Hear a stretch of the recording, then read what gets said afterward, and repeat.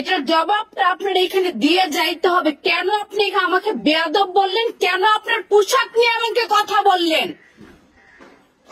আপনি আমার পোশাক নিয়ে কেন কথা বললেন? সেই অধিকার আপনি এখান থেকে যেতে পারবেন না। মেয়েরা চায় যে তারা রাস্তায় খোলামেলা চলাফেরা করতে, আর ছেলেরা যেন কিছু না বলতে পারে। ছেলেরা দেখবে, জ্বলবে আর রুচির মতো ফুলবে। তো মেয়েরা এইটা চায়। আসলে ভাই দেখ, তুই যে জিনাটা করতেছস, তোর কারণে আরও পুরুষ মানুষ জিনা করতেছে। এই জিনিসটা ভাই সম্পূর্ণ ঠিক না। এই হারামির বাচ্চা, এই মহিলাকে সবাই চিনে রাখেন, এইটা একটা হারামির বাচ্চা আমি মনে করি। তাতে সে যদি আমার নামে কোনো পদক্ষেপ নেয় নিজ্ঞা, সমস্যা নাই। তবে এই মহিলাকে দেখে মনে হইতেছে সে একটা জঘন্যতম, খারাপ জঘন্যতম। কারণ একজন বাপের বয়সী লোকের সাথে কী ধরনের ব্যবহার করছে আপনারা তো নিজেরাই ভিডিও দেখছেন।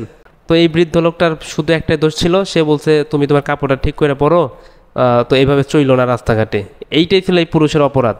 তা আমরা কোন সমাজে আছি, আমরা কোন গ্রহে, কোন পৃথিবীতে আছি আমরা, আপনারা কমেন্ট করে জানান। প্রিয় দর্শক, এই ঘটনা ঘটার পরে এই মহিলা আবার যমুনা টিভিতে ইন্টারভিউ দিছে। তবে দেখেন, ইন্টারভিউ দেওয়ার সময় তার ড্রেসের অবস্থাটা দেখেন আপনারা। তো আপনার কি বলবো, দেখেন এই ড্রেসে আপনার একটা ছেলে মানুষের ফতোয়া পড়ছে, আর এই মানুষটাকে সতর্ক করছে বিধায় এই চাচাকে সবার সামনে অপমানিত হয়েছে। বর্তমান সময়টা খুবই খারাপ, কারণ একটা মেয়ে রাস্তায় উলঙ্গভাবে চলতে পারবে, কিন্তু কেউ কিছু বলতে পারবে না এবং প্রতিবাদ করতে পারবে না। আসলে বর্তমান মেয়েরা চাইতেছে, ঠিক আছে, তারা কাপড় ছাড়া চলাফেরা করুক। কারণ আমাদের জন্য তো পুরোপুরি কাপড় ছাড়া চলতে পারে না, সেজন্য কিছু না কিছু পরে, তবে না পরার মতোই। তো এখন কথা হচ্ছে এই যে এইরকম যে ঘটনা ঘটতেছে, আসলে এটা আমাদের দেশে মেয়েদেরকে বেশি অধিকার দেওয়ার কারণে এরকম ঘটনা ঘটতেছে। তো আমাদের বাংলাদেশের প্রধানমন্ত্রী মহিলা, আপনি মেয়েদেরকে ভালো ভালো অধিকার দিয়েছেন, ঠিক আছে, মেয়েদেরকে যথেষ্ট পরিমাণে সম্মান দিয়েছেন। তাই বলে এই নয় যে কাপড় ছাড়া রাস্তায় চলবে, এটা কিন্তু একদম বেমানান এবং আমাদের ইসলামে সম্পূর্ণ হারাম। এটা একটা ইহুদি এবং হিন্দুদের একটা কালচার। কারণ হিন্দুরা আপনার মনে করেন যে তারা অনেক সময় কাপড় পরে আপনারা দেখবেন যে অর্ধেক শরীর বাইরে থাকে। তো আমাদের মুসলমান বোনেরাও কিন্তু বর্তমানে এরকম করতেছে।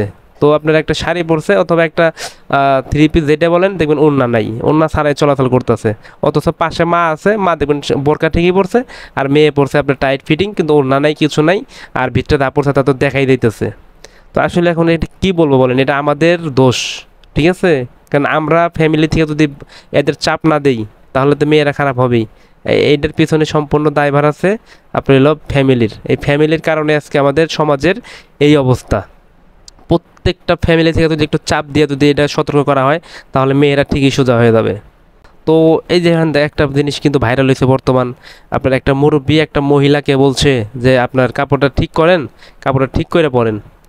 তাতে এই মহিলা ক্ষিপ্ত হয়া সে ওই লোকটাকে ভিডিও করছে, আপনি কেন আমাকে কাপড় ঠিক করতে বললেন, আপনার অধিকার কেন, আপনাকে কে অধিকার দিছে, আপনি আমাকে লেবাস মহিলা কেন বললেন, মানে আদার্স এভরিথিং অনেক কিছু, ঠিক আছে।